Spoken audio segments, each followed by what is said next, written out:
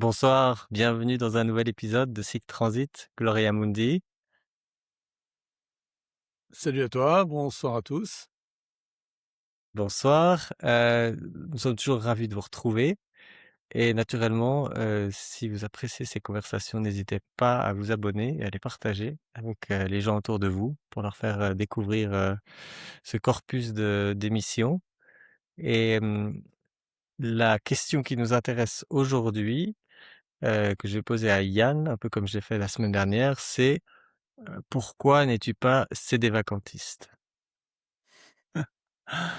Alors pour rappel, alors c'est une belle question, mais pour rappel, le sédévacantisme, c'est une croyance, c'est une position, théologique qui consiste à dire que le siège de Pierre est vacant, qu'il est vide. C'est-à-dire que le pape n'est pas le pape.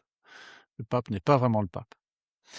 Alors, il faut tout de suite dire que c'est une position qui est très minoritaire, mais comme beaucoup de positions très minoritaires et très fortes, elle marque beaucoup les gens, elle provoque pas beaucoup d'adhésion, mais disons qu'elle constitue elle porte une lumière ou c'est une espèce de, heu, de position qui domine dans l'opinion bien au-delà de ce qu'elle représente et qui influence, les autres catholiques et les catholiques conservateurs. C'est-à-dire en gros, c'est toujours pareil, hein, quand on est sur une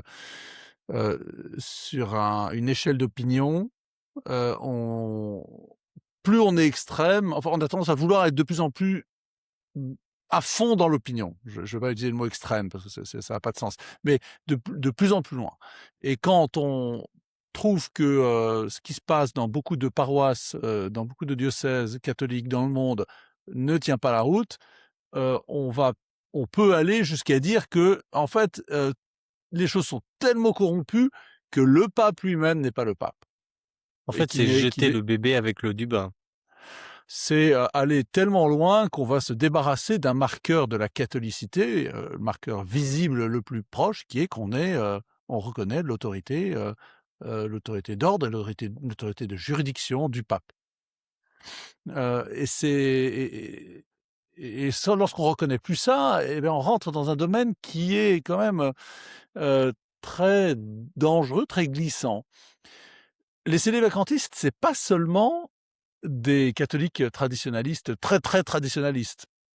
Ça va parfois jusque dans les paroisses et je vais te raconter, ce qui m'est arrivé dans ma paroisse du diocèse de Lille, tout à fait, classique, Mmh. pas du tout messe en latin, hein, messe en français, paroisse plutôt bourgeoise, très assez dynamique. Un jour, le curé de la paroisse, du temps du pape François, a voulu manifester sa désapprobation, du pape, François, des positions qu'il disait, en changeant les paroles de la prière eucharistique. La prière eucharistique, c'est la longue prière pendant laquelle on consacre le corps et le sang du Christ. Le prêtre consacre le corps et le sang du Christ. C'est, aussi toute une longue prière d'action de grâce. Eucharistie, c'est dire action de grâce et donc on va bénir Dieu pour des tas de choses et puis on lui demande également des choses. Et il y a une prière en particulier qui est une prière pour le pape, les évêques, les prêtres, les diacres.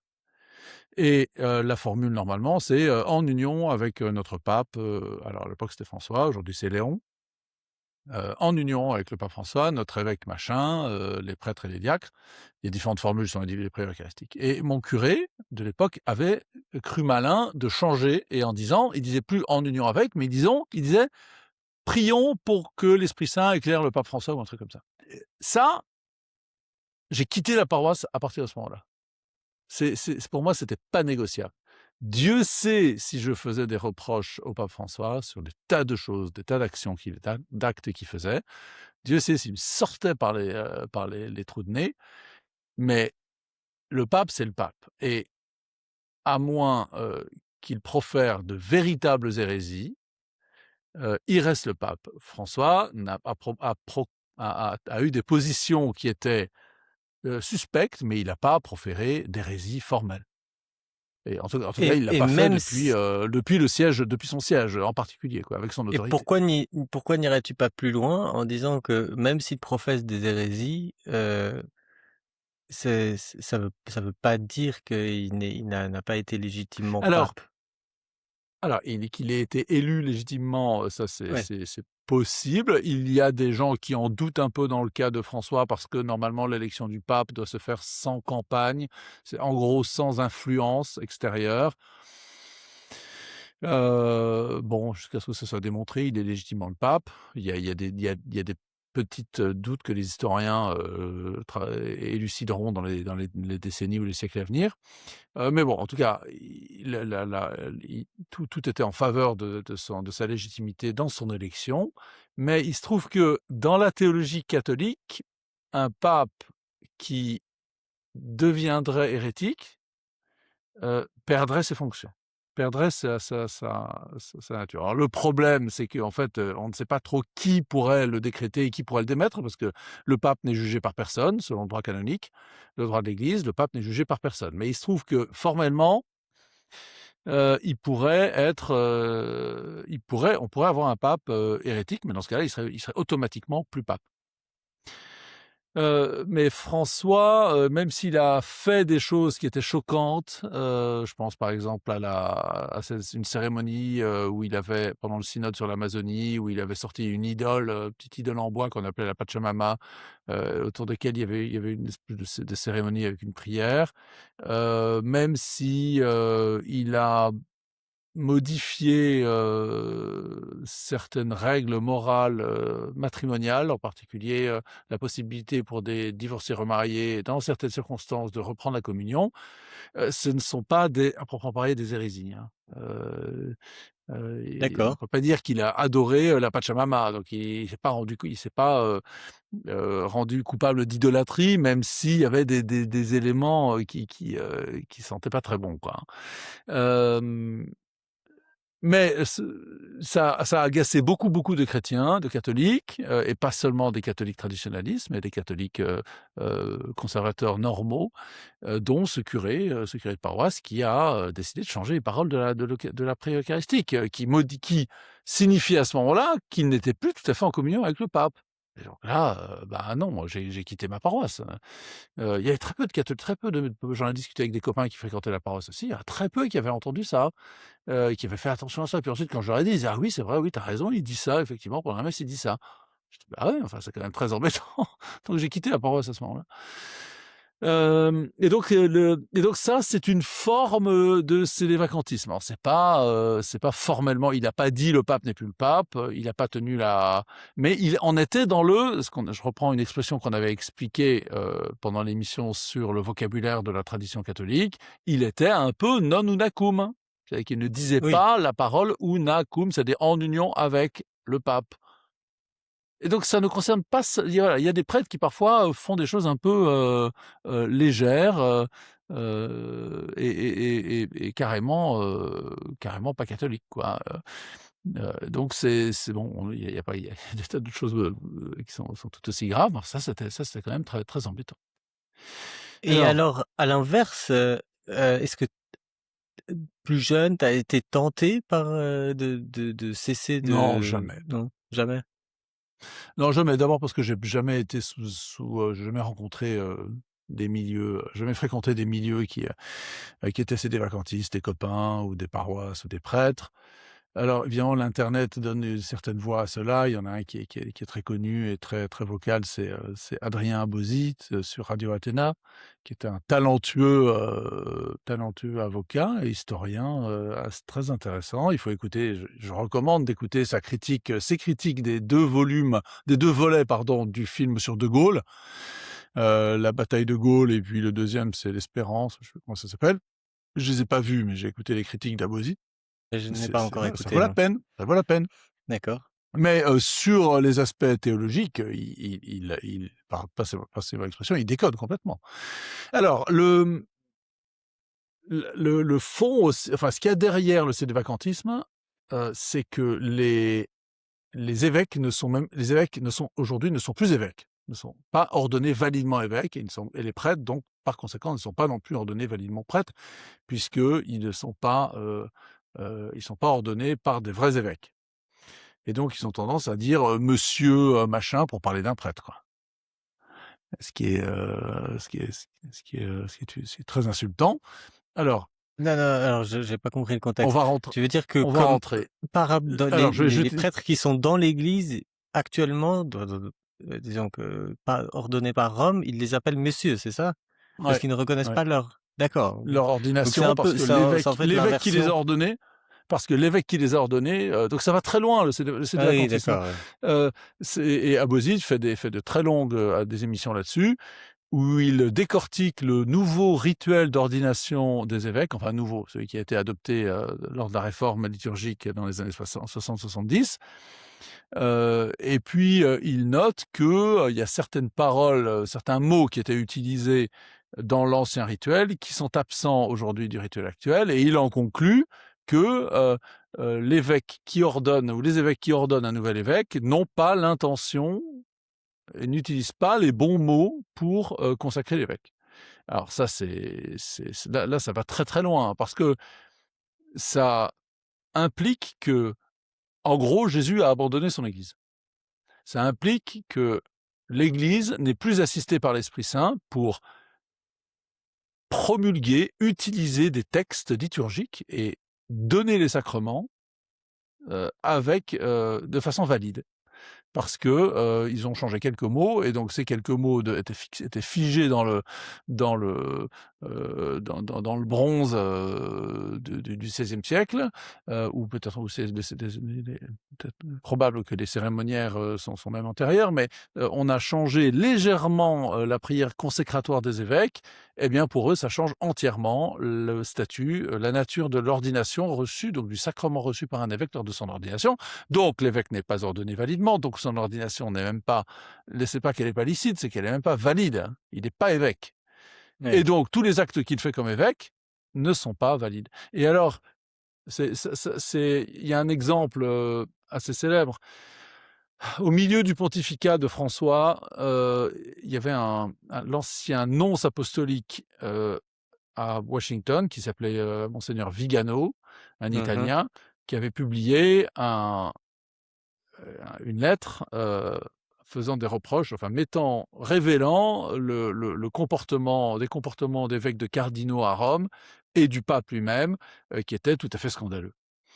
Et Vigano a été foutu de enfin, ouais, chassé de l'église et a été excommunié, et Vigano, qui avait été ordonné dans le rituel actuel des évêques, et qui était donc normalement évêque, a décidé de se faire réordonner. Donc il a été persuadé, par les thèses, sédévacantistes, enfin la thèse n'est pas spécifiquement sédévacantiste, hein, le fait que les évêques, ne sont pas validement ordonnés, mais il a décidé d'être réordonné, évêque par, je sais pas quels évêques, parce qu'il y a toujours des évêques un peu bizarres qui traînent, parfois certains qui ont été ordonnés par Monseigneur Lefebvre, ou qui eux-mêmes ont été ordonnés par, des évêques ordonnés par Monseigneur Lefebvre, ou d'autres évêques, en rupture de ban, et qui créent donc des micro-églises de cette manière-là. Et donc, il y a il y a des gens qui ont, à qui ça perce le cerveau, ces thèses-là. Et ce sont des thèses qui ne sont pas qui sont insoutenables, parce que l'Église a reçu le pouvoir. C'était l'évangile de dimanche dernier: «Les portes de l'enfer ne prévaleront pas sur elle», sur l'Église, hein. Tu es pierre, sur cette pierre je bâtirai mon Église, dit le Christ, et les portes de l'enfer ne prévaleront pas sur elle. C'est-à-dire que les puissances de l'enfer, le Satan, le démon, ne pourra jamais, rendre l'Église, incapable d'être sainte, et donc de transférer, validement la grâce, les sacrements voulus par le Christ, et institués par le Christ, et transmis par les apôtres. Et donc l'Église a le pouvoir de changer, les textes, les rituels, sacramentaux. Elle l'a fait pour la messe, l'Eucharistie, donc elle l'a fait pour le baptême, la confirmation, elle l'a fait pour tous les sacrements, et elle le fait également pour le sacrement, de l'ordination épiscopale. Et et heu et et penser et on revient encore une fois à la question, toujours la même question: où est l'autorité dans l'Église? Qui est le magistère? Et est-ce que ce magistère est, de façon, dans les grandes choses, infaillible? La promulgation d'un sacramentaire, c'est-à-dire d'un livre, d'un rituel pour administrer les sacrements, fait partie des, de l'infaillibilité de l'Église, hein, pas l'infaillibilité du pape particulier, mais l'infaillibilité de l'Église. Et donc le sédévacantisme qui, alors on va venir sur le sédévacantisme plus spécialement, hein, pourquoi est-ce qu'on pense, pourquoi est-ce que certains pensent et quel est le dernier pape, hein, pour certains. C'est un sujet, qui, se recoupe, qui a des conséquences sur, par exemple, donc comme je disais là, sur l'ordination des évêques et donc la validité de l'ensemble, de la chaîne sacramentelle, dans l'Église catholique aujourd'hui. Alors Et sur mon le sédévacantisme, vas-y. juste une parenthèse sur, monseigneur Vigano, donc son il a un peu lancé un appel, enfin il a attiré l'attention des gens sur des problèmes, notamment dans l'Église américaine, et ça c'était une très bonne chose qu'il a faite, et ensuite, si je comprends bien, il a pris un mauvais tournant, et c'est sur cette seconde partie, hein, que finalement c'est assez, Oui, critiquable, hein. il y a le covid qui s'est glissé là-dessus, il a commencé à tenir des thèses, heu, assez bizarres, et des théories, qui n'avaient plus rien à voir avec son premier message, qui était tout à fait juste, hein, qui était de dénoncer, la protection de criminels sexuels au sein de haut niveau, de haut rang, en particulier le cardinal Théodore Macquarrie, qui était archevêque de Washington, et qui était clairement protégé par, le pape François et par la clique du pape François, alors qu'il avait commis des actes ignobles, des crimes sexuels terribles sur des séminaristes en particulier.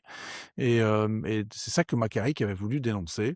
Non, Alors ça Vigano, oui. raconte Vigano, pardon, c'est ce qu'il y a et ensuite, bon, Macquarie qui a été définitivement, réduit à l'état laïque, enfin chassé il y a même eu, voilà, il a été, démis de son épiscopat et de ses positions qu'il avait. Je crois qu'on l'a même retiré le cardinalat. Je Est-ce qu'il est mort maintenant? Je suis même pas sûr qu'il soit mort. Donc ça, Vigano, il avait raison, mais alors après, il s'est radicalisé parce il a été l'objet de campagnes de haine terribles de la part des cercles protégeant, J'avais pas suivi ça. François. Ouais, et puis il est devenu, bon, ouais, il est passé dans des thèses, des histoires dans lesquelles il n'aurait pas dû tremper jusqu'à décider, jusqu'à devenir sédévacantiste et puis ensuite, à se faire réordonner évêque, par des évêques obscurs, je sais pas trop quoi. Donc c'est un peu triste parce il avait raison au début, mais ensuite il est devenu un voilà, il s'est perdu un peu dans des marais, qui avaient de mauvaises odeurs, malodorants. Donc le sédévacantisme consiste à dire que pour, heu, qu'il y existe des signes, à cause de l'enseignement des papes, que ces papes, ne sont pas, papes parce qu'en gros ils sont hérétiques. Et donc des gens se permettent de juger le pape. Alors, attention, il y a eu des papes hérétiques. Ça a existé dans l'histoire. Il y en a un qui s'appelait Honorius, je crois, au alors j'avoue, j'ai oublié, mais c'est dans l'Antiquité tardive, avant le Moyen Âge, au début du Moyen Âge. Il y a un pape qui a été déposé, qui a été jugé par son successeur et condamné pour hérésie, véritable, hein. Donc c'est pas parce qu'on est pape que tout ce qu'on dit, est tout même en matière de foi est juste. Il faut certaines circonstances pour que ce soit infaillible. Mais il existe donc des papes qui disent des bêtises, hein, et même les papes actuels, c'est ou qui font des bêtises. Les Bon, on va pas rentrer dans les détails, mais en tout cas, il y a eu des actes de papes récents, Jean-Paul II, François, même, Benoît XVI dans certaines circonstances, qui ont choqué, profondément des croyants, et ces croyants ont argué de ces actes scandaleux pour, décider que le pape n'était plus le pape. Hem, je pense qu'à la base, il y a une mauvaise conception de ce qu'est le pape, de ce qu'est le siège de Pierre. Il faut pas oublier que pendant, allez, la fin du XVIIIe siècle, les catholiques n'avaient, quasiment pas idée de qui était le pape, 2, n'entendaient jamais un mot de la bouche du pape, ou n'entendaient quasiment jamais parler. Ils connaissaient leur évêque, il connaissait le prince local qui souvent, intervenait, pas toujours, mais pouvait le prince ou le roi, ou le duc, ça dépendait des pays où ils habitaient, qui pouvait intervenir parfois en matière ecclésiastique. Heu, mais le pape, il était très, très loin, et bon, on priait pour lui à la messe, mais il y avait pas d'affection particulière entre les catholiques et le pape. Donc le pape était, voilà, les papes passaient, ça changeait absolument rien à la vie même des prêtres et des évêques, hein, parce que les évêques étaient nommés en réalité par enfin, en France, par exemple, ils étaient nommés par le roi. C'était ensuite validé par le pape, mais a posteriori, mais les nominations épiscopales étaient entre les mains du pouvoir séculier. Et puis, en fait, c'était la Révolution française et en particulier lorsque, les papes Pie VI et Pie VII ont été persécutés par, les révolutionnaires et Napoléon, que les catholiques, ont commencé, les catholiques français en particulier, mais les catholiques du reste du monde ont commencé à être très affligés des persécutions que subissaient ces papes. Ils ont été emprisonnés par Napoléon, il y en a, ils ont été vraiment très maltraités, hein, et il y a des gens même qui sont morts en exil. Pie VI, je crois, est mort en exil. Hem et donc ça a beaucoup ému, les catholiques qui, à partir de ce moment-là, ont commencé, le peuple catholique, à se soucier du pape. Bon, il y a eu la Restauration, enfin la fin du régime napoléonien, puis, il y a eu des papes, il y a eu donc, il y a eu Pie VII, Pie VIII qui a régné un peu après, donc, dans les années 1810-1820, Grégoire XVI, qui qui était jusqu'à François, le dernier pape religieux, élu. Ça fait très longtemps qu'il n'y avait pas eu de pape religieux qui avait été élu. Et puis, il y a eu à nouveau une période de persécution, lors des guerres d'indépendance, des guerres d'unification de l'Italie.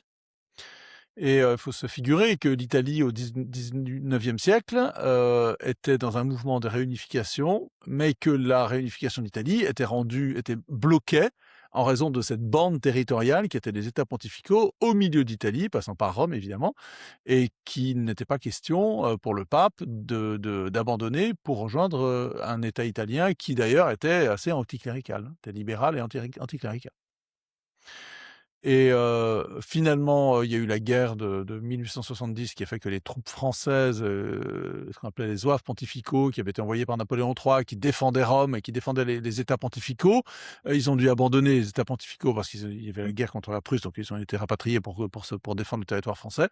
Et puis à ce moment-là, donc le pape n'avait plus de défense, militaire, et les, révolutionnaires italiens ont envahi, les États pontificaux, ont envahi Rome. Et Pie IX, qui était le pape de l'époque, Pie IX qui a commencé comme un pape, assez moderne, hein, assez ouvert, hein, si je puis dire, très, très sensible au mouvement de son temps et avec une certaine sympathie. Pie IX a dû fuir Rome déguisé en prêtre, pour pas être tué. Et à partir de ce moment-là, donc ensuite il est revenu, et à partir de ce moment-là, le pape se considérait comme le prisonnier du Vatican. Donc tous ses biens avaient été confisqués par l'État, il restait que les palais pontificaux du Vatican, que le pape ne quittait plus. Donc il y a eu Pie IX, qui s'est à partir de ce moment-là durci contre, évidemment, il avait personnellement été, très, très, très frappé et très marqué par, les épreuves qu'il avait, endurées. Et puis, les chrétiens, les catholiques du monde entier ont eu pitié de ce qui arrivait au 1er des évêques. Ensuite, il y a eu, Léon XIII. Léon XIII a été alors le problème, politique, hein, du Vatican, ne s'est réglé qu'en 1929, donc beaucoup plus tard. Mais les papes entre-temps, étaient d'une certaine manière persécutés, empêchés, dans leur liberté par, l'État italien, et donc ça a provoqué ça a centré, alors il y a également des moyens de communication qui à ce moment-là ont commencé à arriver, mais il y a eu une modification dans le rapport des catholiques à la figure du pape, et c'est ce qu'on a appelé en France le mouvement ultramontain. Alors qu'est-ce que ça veut dire l'ultramontanisme? Ça veut au-delà des monts, outre-monts. Les monts, c'est les Alpes. Donc être ultramontain, c'est être, tourné vers l'autre côté des Alpes, enfin en gros vers Rome, hein. vers le pape et donc a accordé une grande importance au pape et à ce qu'il dit et à ce qu'il fait, ce qui lui arrive. L'opposé de l'ultramontanisme, c'était ce qu'on appelle le gallicanisme, hein, c'est-à-dire une sorte d'autonomie de l'Église de France, mais enfin il y avait des équivalents dans d'autres États catholiques. Équivalent au gallicanisme. Et donc et puis il y a eu évidemment le couronnement du concile de Vatican I où, le pape, où les évêques et le pape ont décrété l'infaillibilité pontificale et ça a été d'une certaine manière le couronnement de la suprématie, du pape, dans l'Église. Suprématie théologique, et puis, à cause de tous les événements qui avaient beaucoup marqué les catholiques, ces persécutions à divers niveaux, dont étaient victimes les papes, suprématie symbolique, enfin affectueuse plutôt, des papes, dans le monde, de l'Église et puis par les moyens de communication, évidemment, les papes se sont mis à pouvoir, être entendus, parler d'abord au cinéma. Il y a le premier enregistrement film au cinéma, qu'on trouve sur YouTube, du pape Léon XIII, qui est très, très vieux et qui adresse donc au tout début du cinéma, qui est filmé, qui adresse une bénédiction. C'est assez rigolo d'ailleurs, de le voir. Et puis ensuite, ben, des messages télévisés, et puis ensuite beaucoup plus tard, sous Jean-Paul II en particulier, des voyages. Et donc la figure du pape est devenue, a pris, une centralité qu'elle n'avait pas dans l'Église catholique jusqu'à présent, dans la vie des chrétiens. Et ça m'exaspère quand en permanence, dans les sermons, les curés, citent, la dernière encyclique, en fait, c'est la dernière saison, de la série, Le Pape vous parle, quoi. Et puis, ces encycliques, elles sont oubliées tout aussi vite qu'elles sont publiées. La dernière de Léon, dans 1 an, on n'en parle plus. Alors il y en a toujours qui disent: «Ah mais c'est une pensée extrêmement profonde». Enfin Léon XIV, il a parlé de l'intelligence artificielle. Ça fait 3 ans que 4-5 ans que ça existe dans nos vies. Qui On n'a aucune idée des conséquences de ce truc-là. On ne sait pas, c'est tellement tôt. Pourquoi se précipiter pour parler d'un sujet d'actualité? Il fait quasiment journaliste et ça, c'est une très mauvaise manière de communiquer. Je recommande à tous nos auditeurs l'extraordinaire série en 2 saisons, donc The Young Pope et The New Pope. Donc cette série avec, Jude Law qui joue le pape, un jeune pape qui est élu à Rome et qui prend le contre-pied de tout ce qu'ont fait les prédécesseurs. C'est-à-dire qu'il n'apparaît plus à la télévision, il refuse qu'on le prenne en photo, en tout cas voilà, il y a plus de portraits, plus d'assiettes imprimées avec la tête du pape, ou des mugs avec la tête du pape qu'on peut trouver à Rome, tout ça il est interdit. Et il prend le contre-pied de l'exercice du mandat pontifical, jusqu'alors. Et ça fait beaucoup réfléchir, hein, c'est très bien fait, c'est très profond, sur la foi. C'est très moderne, et puis en même temps, c'est contre-révolutionnaire à un degré, qu'on ne voit pas au premier abord, hein. Il faut vraiment bien faire attention à ce qui est dit dans cette série. C'est absolument remarquable.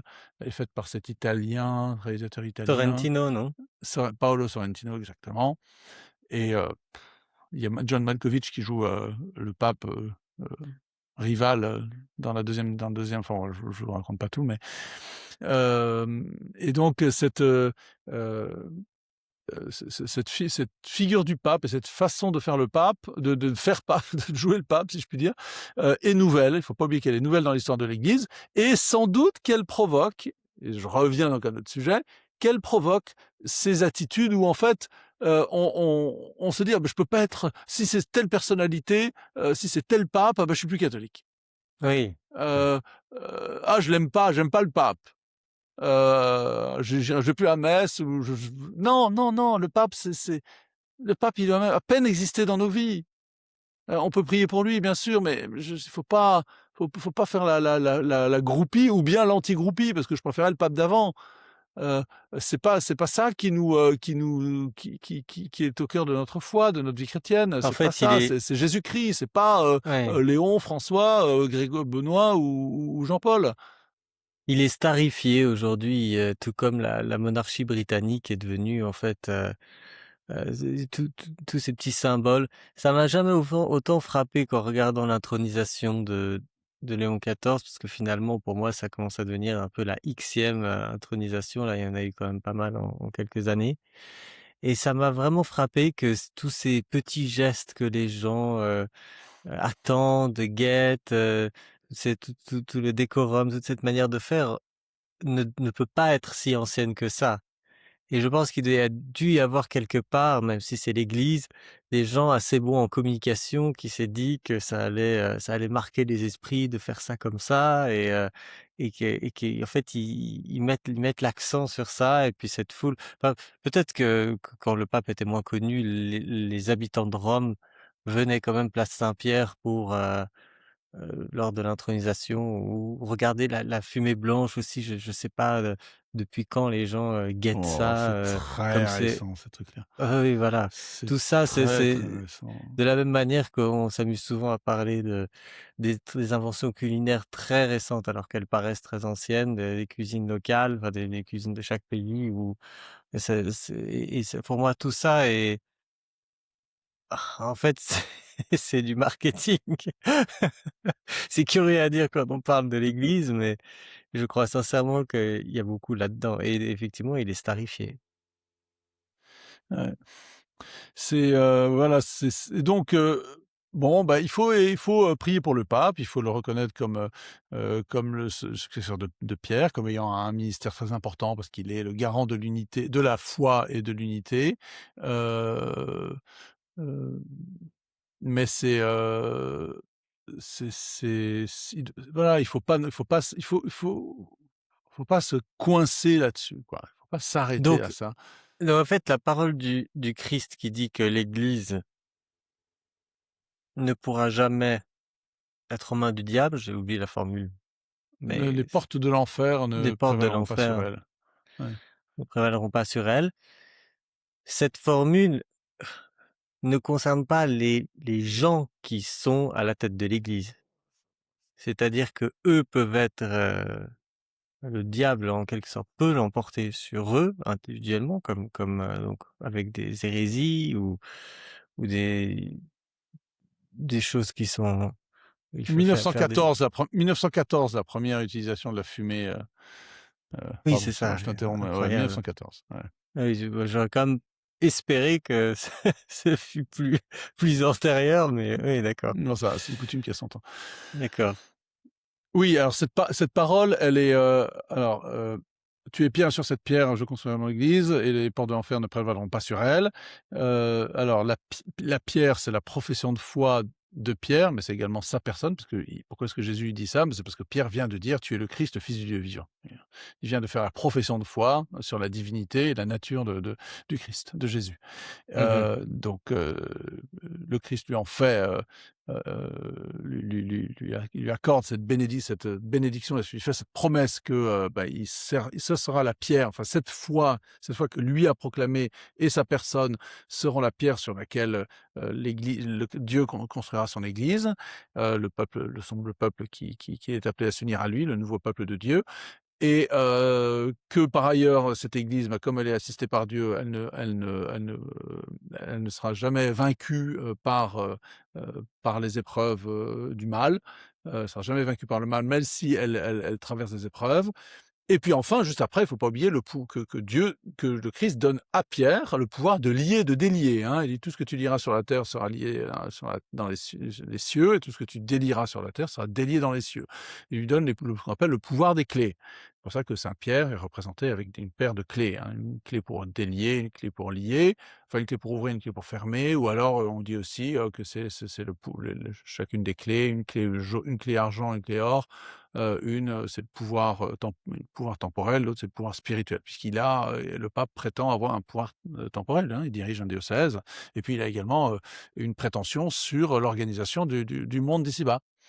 Hem, et donc ça, cette promesse-là, c'est une promesse qui est niée par les sédévacantistes. Ils ont pas la foi dans ce que dans le Christ. Il y a eu alors évidemment, il y a eu des histoires compliquées dans l'histoire de l'Église, où il y a eu plusieurs papes, et il y a eu plusieurs papes qui régnaient en même temps, et alors certains ont été, heu, finalement, on en a renvoyé à je crois qu'il y a un moment, il y avait 3 antipapes. Il y a eu un concile qui s'est réuni je crois que c'est le concile de Constance. On les a tous renvoyés et on en a élu un nouveau.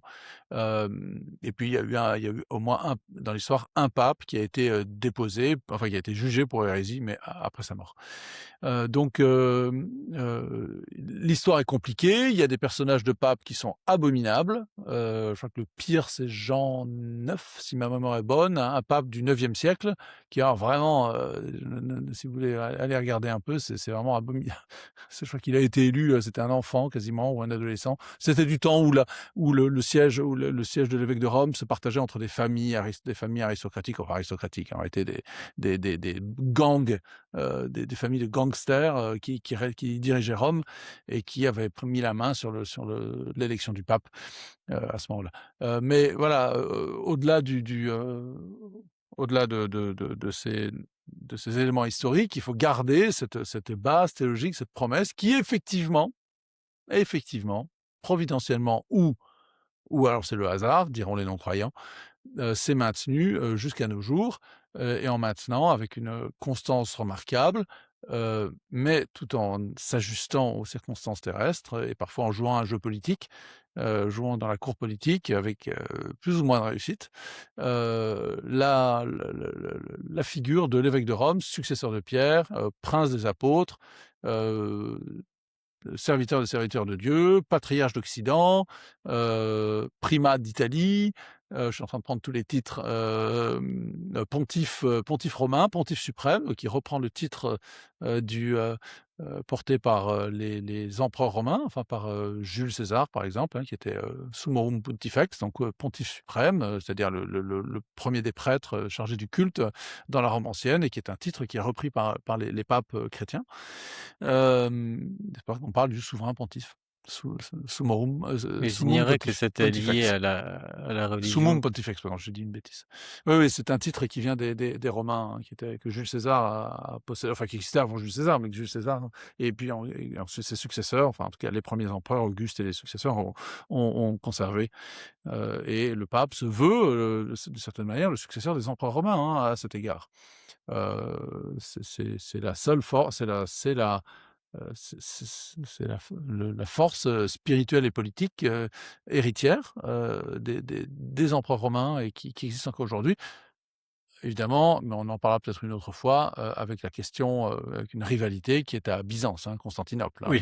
puisque les empereurs romains, l'Empire romain s'est divisé, enfin, ils se sont déplacés, d'abord les empereurs se sont d'abord déplacés sous Constantin à Constantinople, Byzance, et puis ensuite, bon, voilà, l'histoire c'est un peu complexifié, mais il y a, des prétentions de Rome, de Byzance comme nouvelle Rome et après, de Moscou comme troisième Rome, hein. Il faut pas oublier, hein, cette rivalité qui est en Orient, face au siège de la Rome historique, donc du pape, Pontife romain. Oui, j'aime souvent à rappeler cette histoire, de l'étonnante, conversion l'étonnante raison de la conversion d'un juif.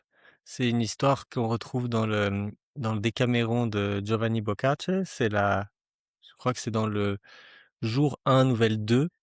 C'est une histoire très Alors amusante dis de un peu ce qu'est ce texte, le Décaméron. c'est un recueil de nouvelles écrit par donc un Italien, un Florentin si je ne me trompe pas, qui c'est des nouvelles assez légères, et Quelle celle-ci époque? en par heu, 16e, Dis-moi. je crois, hein? C'est avant, non? Même avant?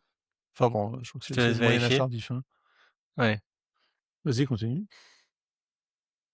et cette histoire de l'étonnante raison de la conversion d'un juif, est, c'est un 2 commerçants qui sont à Paris, un chrétien et un juif, et le chrétien se dit qu'il voudrait 14e vraiment siècle. que 14e siècle, j'étais loin.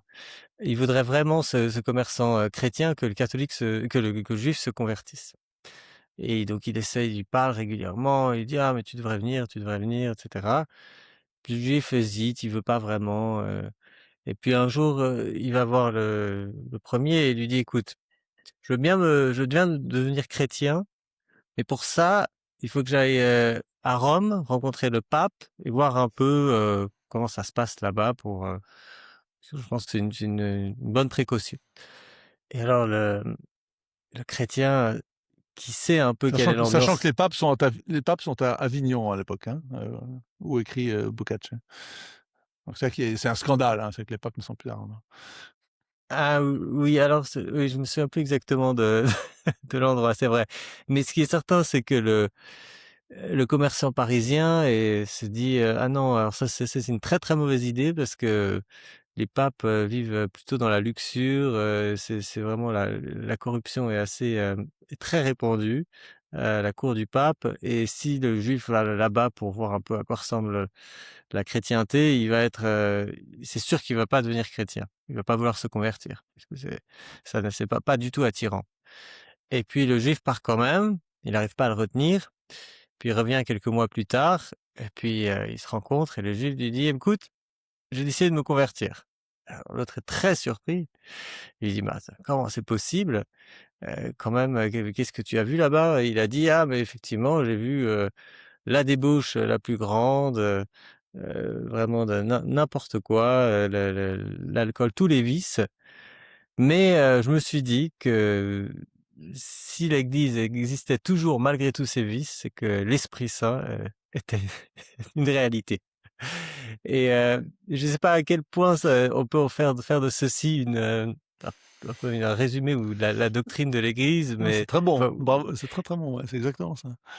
mais c'est clair que pour moi, je trouve que c'est une des meilleures histoires à opposer aux gens qui ont tendance donc aux sédévacantistes notamment, qui auraient tendance peut-être à idéaliser le pape, idéaliser Rome, se dire que et notamment à cause du dogme de l'infaillibilité pontificale, qui en réalité est très étroit et ne pas faire reposer trop sur, sur le pape et même sur la tête de l'Église, sur Rome. Enfin, en tout cas, je pense que c'est vraiment pas l'esprit, même si, et donc c'est pour ça que je te conduisais un peu vers cette idée tout à l'heure d'expliquer si c'est effectivement les gens à la tête de l'Église qui ne peuvent pas être, touchés par le diable, ou si c'est l'Église en tant qu'institution elle-même, ce qui est très différent. Non, c'est l'Église en tant qu'institution, bien sûr. Ouais, oui, parce que le Christ distingue, bah, parce que Saint Pierre lui-même, le premier, va renier le Christ, hein. Faut oublier Oui, le triple reniement de Saint-Pierre au moment de la condamnation à mort du Christ. Donc le Christ n'est pas en train d'assurer à Saint-Pierre la sainteté et l'infaillibilité de la vertu. Il dit juste que il l'Église n'y avait que pas aussi l'histoire de c'est pas saint Paul qui a ramené saint Pierre sur le droit chemin un peu plus tard? alors oui, et aussi, oui, oui, il y a le fameux il y a le ce qu'on appelle le concile de Jérusalem, qui est bon, le terme concile est peut-être un peu, exagéré, mais enfin, en tout cas, la première qui est c'est dans les Actes des Apôtres où les apôtres, les premiers chrétiens se réunissent pour, décider, pour savoir si, il faut, forcer les païens à être circoncis pour devenir chrétien. C'est-à-dire, en gros, est-ce que la loi de Moïse, est-ce que la loi juive, s'applique aux païens, qui se convertissent au christianisme? Et saint Pierre a été tenté de dire «oui» à un moment. Alors il fait une espèce de songe, de rêve dans l'Évangile, dans les Actes des Apôtres où Dieu lui fait comprendre que, les aliments impurs, sous la loi de Moïse, en fait, ne sont pas impurs, qui peuvent être mangés par tout le monde. Autrement dit que la loi de Moïse ne s'applique plus, aux chrétiens, et même aux chrétiens, d'origine juive, même si, pendant un certain nombre dans les premiers temps de l'Église, ils vont continuer à la pratiquer.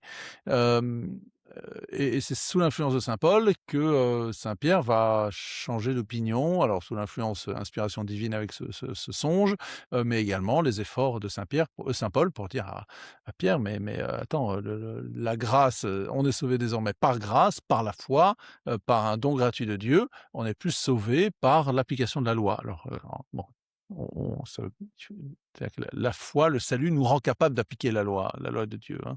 Et c'est ça qui se passe dans la vie chrétienne, hein. Mais la loi de Moïse elle-même n'est plus, le Lévitique et toutes les 613 commandements des rabbins, ne s'appliquent pas aux chrétiens parce que, le Christ a changé l'ordre du salut. Voilà, il y a un nouvel ordre dans le salut, on ne va pas rentrer dans les détails, mais désormais on n'est plus sauvé, on n'a pas besoin de pratiquer la loi pour être sauvé, on est d'abord sauvé et ensuite on pratique la loi. Mais oui, oui, la figure de Saint dans les premiers temps de l'Église, c'est la figure de Pierre, elle est, ouais, il y a des éléments humains, des d'influence, des discussions, des choses qu'il comprend pas tout à fait, que d'autres vont lui expliquer, comme dans toute communauté humaine, quoi, dans toute, tout chef, d'un groupe humain, spirituel ou politique, militaire, et compte sur, ses seconds, ces gens qui sont autour de lui, pour, l'aider à exercer son mandat. Et c'est le cas du pape avec les cardinaux. Les cardinaux, ce sont les curés de Rome. F bon, formellement, hein, c'est un symbole, mais le pape est entouré et réunit régulièrement, et là, c'est ce qu'a fait Léon la semaine dernière à Rome. Il a réuni les cardinaux, ou c'est en ce moment, pour on appelle un consistoire, enfin, c'est une réunion de tous les cardinaux, pour, discuter de certains sujets. Il rassemble son clergé, il rassemble ses curés, qui vont l'aider à exercer sa mission qui est de maintenir l'unité de l'Église et de la foi. Donc je ne suis pas vacantiste. Merci beaucoup pour cette réponse et avant qu'on se quitte, j'aimerais quand même, partir de cette conclusion et arriver à un cas pratique qui me concerne. C'est que d'accord, donc on a une sensibilité plutôt conservatrice du catholicisme, sans être pour autant, sédevacantiste ni rien. Et force est de constater qu'il y a beaucoup de saveurs, de manières différentes, de paroisses qui ont qui sont vraiment très différentes. Et je trouve que, plus on voyage déjà donc alors ça, on en avait déjà parlé sur le fait que finalement c'était les liturgies ou enfin en tout cas les manières de célébrer la messe étaient déjà très différentes, dans le passé. Mais aujourd'hui, j'ai l'impression qu'on a un peu une opposition avec des paroisses qui ont des enseignements très, hem, progressistes et d'autres beaucoup plus conservateurs. Et en quoi c'est pratique et je m'interroge sur ça aujourd'hui, c'est que j'ai des enfants dont un qui est en âge de commencer à préparer sa première communion et la question, que je me pose et je te l'ai posée hier soir, c'était de me dire: «Mais comment est-ce que je vais lui apporter la bonne, une bonne préparation?» Et comme j'en ai déjà parlé dans ces émissions, à côté de Zurich, l'endroit où j'habite, la petite commune dans laquelle je suis, possède une paroisse catholique, mais qui est une paroisse, que je n'appellerais pas, vraiment Zinzin, catholique. zinzin. Exactement, il y a pas de prêtre, il y a un homme et une femme. Alors c'est pas un mari et une ce sont pas des époux, mais un homme et une femme qui dirigent, enfin qui mènent la messe là-bas. Parce que je pense pas même pas que ça s'appelle une messe, j'utilise sans doute pas le bon vocabulaire. Mais je me souviens, pour rapidement redécrire les moments qui m'avaient marqué, c'était que donc ils avaient préparé des petits verres de jus de raisin pour tout le monde. Alors ils prétendaient pas que c'était du vin, mais c'était ça et puis un petit morceau de brioche pour le pain qui était distribué à tout le monde. Donc c'était pas des hosties consacrées ni du vin consacré, mais c'était un semblant et j'ai du mal à croire que ces gens sont autorisés à faire ça.